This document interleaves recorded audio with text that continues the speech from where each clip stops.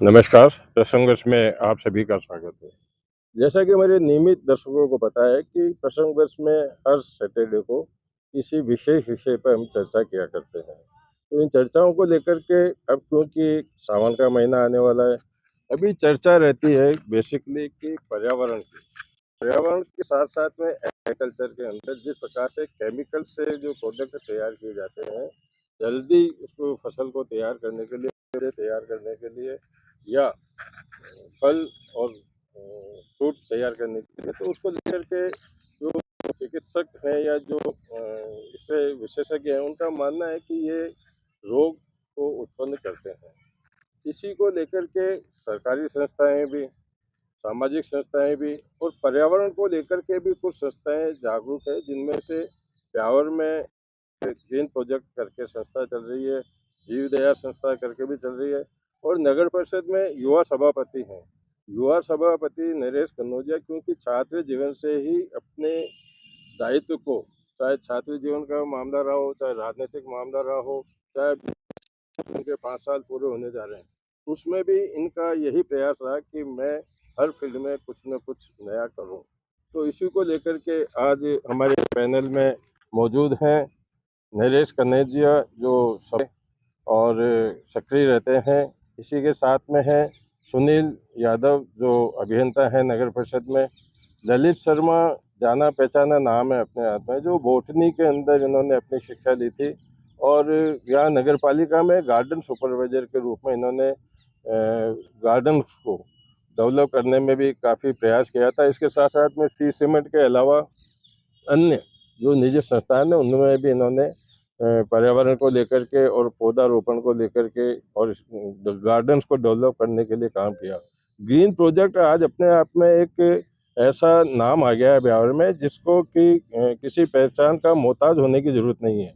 आप देख लीजिए, डिवाइडर पे जाकर के देख लीजिए, अन्य जगह जाकर के पौधा वितरण में देख लीजिए कि ग्रीन प्रोजेक्ट में जसराज शर्मा पूरा अपना राजनीतिक जीवन न्यौछावर करके और इसी में लगे हुए हैं। इसी को लेकर के जीव दया संस्थान पौधों को भी जीवी माना जाता है और उसको लेकर के जीव दया संस्थान भी इसमें अच्छा काम कर रही है और हमारे मध्य में ग्रीन प्रोजेक्ट से ही जुड़े हुए हैं वासवानी जी, वो भी पैनल में आज मौजूद हैं।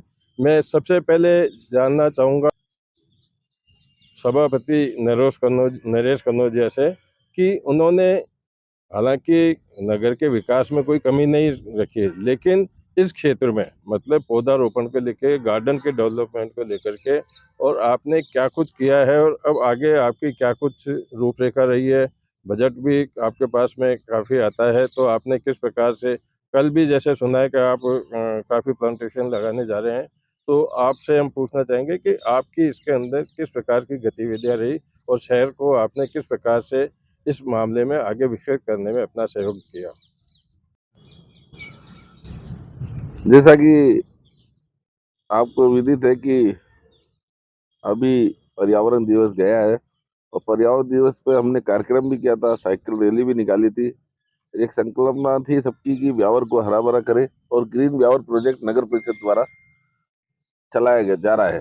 तो अब जैसे बरसात का सीजन आ गया है, जैसा हम लगभग जब से छात्र जीवन या पार्षद के कार्यकाल से या राजनीतिक सामाजिक जीवन में जैसे हमने रक्तदान के खूब कैंप लगाए और आज भी हम लगाने जा रहे हैं, वैसे ही हमने स्पोर्ट्स को लेके भी गतिविधियां शहर भर में किए और कई टूर्नामेंट के आयोजन किए। साथ ही इसके साथ जो वृक्षारोपण बहुत अहम कड़ी है, ब्यावर शहर के लिए आवश्यक है।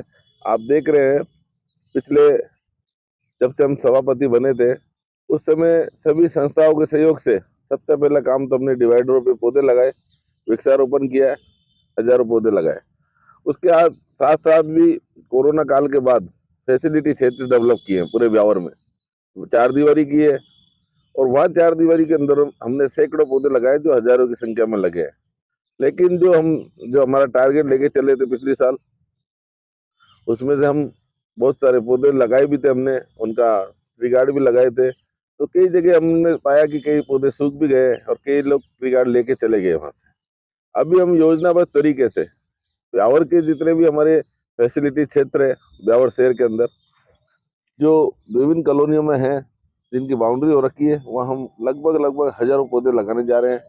और हमारा एक अभियान विधिवत रूप से 2 तारीख से और चालू हो रहा है, जिसके अंदर लगभग 70,000 पौधे लगाने का टारगेट है हमारा, जिसको लगभग 1 लाख करने की कोशिश करेंगे।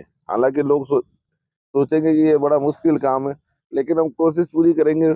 हर जगह जाएंगे, हर पार्षद, जनप्रतिनिधि, सामाजिक सेवा संगठनों के सहयोग से ब्यावर की प्रमुख रोडों पे भी पौधे लगाएंगे और जितने फैसिलिटी क्षेत्र है वहाँ भी लगाएंगे। और सबसे महत्वपूर्ण जगह जो ब्यावर के संस्थान है, जो 4 दीवारी के अंदर है, ब्यावर के सरकारी संस्थान, स्कूल है, चाहे वो गर्ल्स स्कूल हो, चाहे एचडी स्कूल हो, चाहे एचडी गवर्नमेंट कॉलेज हो, और भी जगह वहाँ सघन वन विकसित करने की हमारी योजना है। चाहे एचडी कॉलेज के पीछे आप देखेंगे इतनी जगह है। हमारे वहाँ के प्राचार्य जी ने भी बात हुई और वहाँ के स्टाफ ने भी, हम सब कोऑर्डिनेशन करके ऐसे ब्यावर शहर में सघन वन लगाने का प्रयास करेंगे, जो इस बार आपको धरातल को देखने को मिलेगा। हमारे अधिकारी और सब इस चीज को लेके मुस्तैद है। माननीय एमएलए साहब, कलेक्टर साहब, सबकी योजना है, उसके लिए हम लोग उस पे कर रहे हैं और ये काम आगामी दिनों में आपको धरातल पे देखने को मिलेगा। ये थे नीरज कनौजिया, जिन्होंने बताया कि जब से इन्होंने सभापति का पद ग्रहण किया तो उनकी क्या प्राथमिकताएं रही। जो उन्होंने 3 प्राथमिकताएं बताई, उसमें पौधारोपण, वृक्षारोपण और पर्यावरण की जो रूपरेखा को भी इन्होंने प्राथमिकता से लिया। और निश्चित रूप से जिस प्रकार के बता रहे हैं कि 1 लाख पौधे 70,000 से 1 लाख पौधे लगाने का इनका जो लक्ष्य है, काफ़ी सराहनीय है और उसका संरक्षण भी होना चाहिए। इसी को लेकर के हमारे मध्य मौजूद हैं जो नगर परिषद में गार्डन सुपरवाइजर रहे काफ़ी समय तक, और उनसे हम जानना चाहेंगे कि ब्यावर में गार्डन्स तो काफ़ी हैं।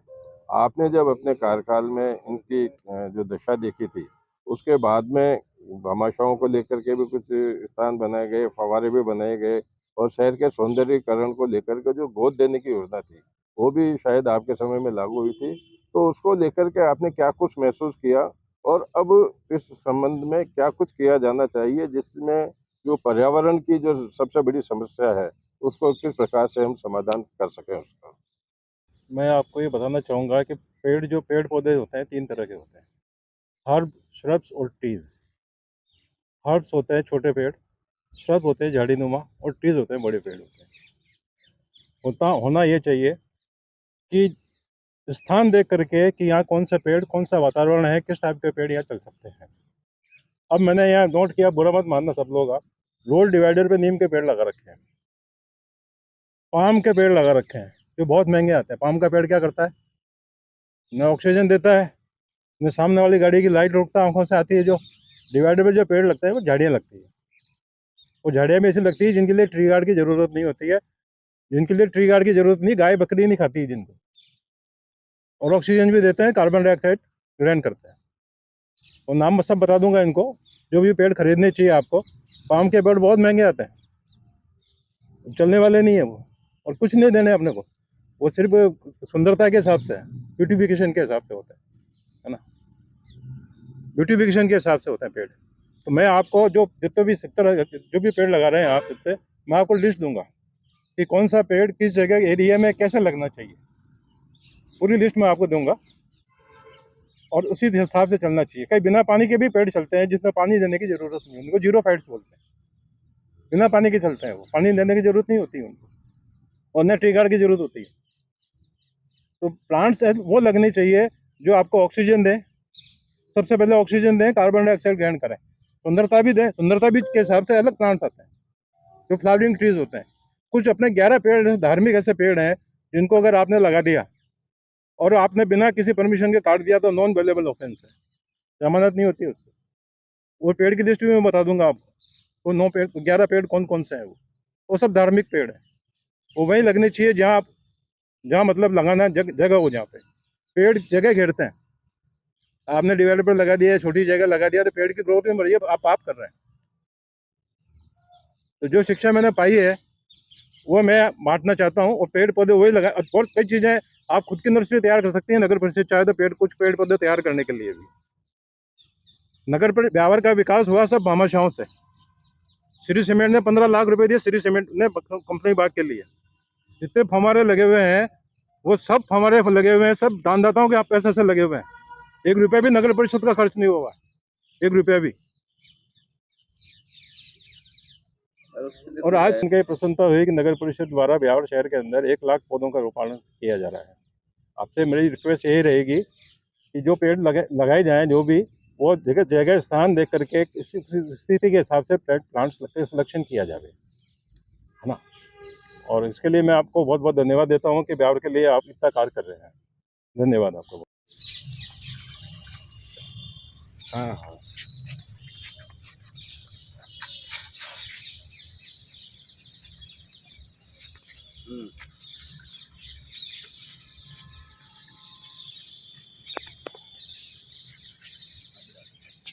हाँ सही बात।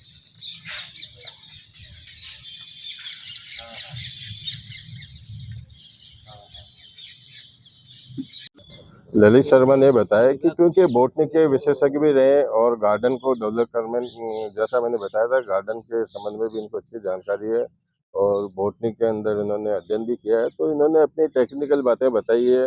लेकिन सरकारी जो संस्थाएं होती है उनको धरातल पर इन योजनाओं को लागू करने के लिए कई नियम कानून से बंधे हुए भी रहना पड़ता है।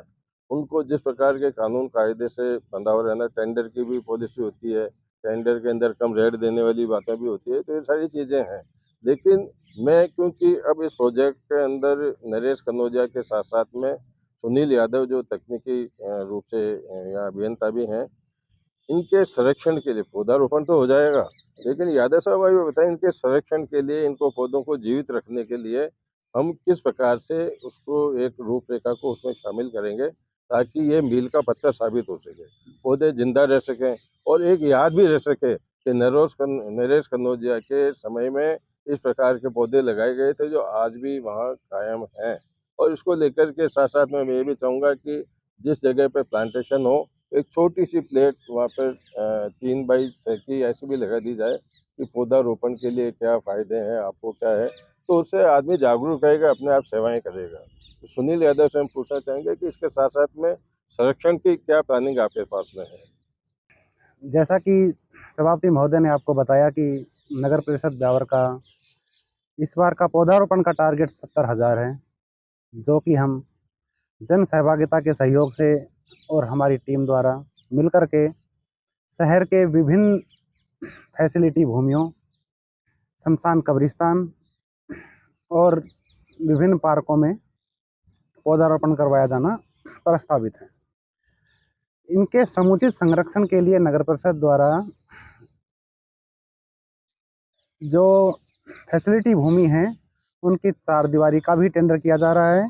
कुछ जगह 4 दीवारी करवाई भी गई है और वायर फेंसिंग का कार्य प्रस्तावित है, क्योंकि इस बार पूरा ख्याल रखा जाए कि मतलब एक भी पौधा हम ना मरने दें, इसलिए इसके लिए समुचित पानी पिलाने का कार्य भी इंदिरा शहरी रोजगार गारंटी योजना के द्वारा करवाया जाएगा। धन्यवाद। सहायक अभियंता सुनील यादव ने बताया कि जो आने वाला जो 2 जुलाई से इनका प्लांटेशन का प्रोग्राम है, उसमें किस प्रकार से पौधों के संरक्षण के लिए, उनकी सुरक्षा के लिए, जैसे फैसिलिटी पे 4 दीवारी है, कहीं पर तार की फेंसिंग कराने वाली भी बात की है, तो निश्चित रूप से तो ये तो होना ही चाहिए। हमारे साथ में ग्रीन प्रोजेक्ट की एक रीढ़ की हड्डी जसराज शर्मा है, जो पार्षद भी रहे हैं, भाजपा से भी जुड़े हुए हैं और इसके साथ साथ में सामाजिक संस्थाओं से भी जुड़े हैं।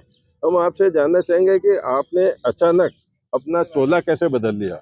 आप पार्षद रहे, राजनीति में जो आदमी एक बार आ जाता है वो राजनीति से दूर होना नहीं चाहता, लेकिन आपने अपने आप को पूरा समर्पित कर दिया ग्रीन प्रोजेक्ट में। तो आपकी क्या कुछ ऐसी भावना रही, क्या कुछ आपको प्रेरणा मिली और आगे क्या कुछ करना चाह रहे हैं?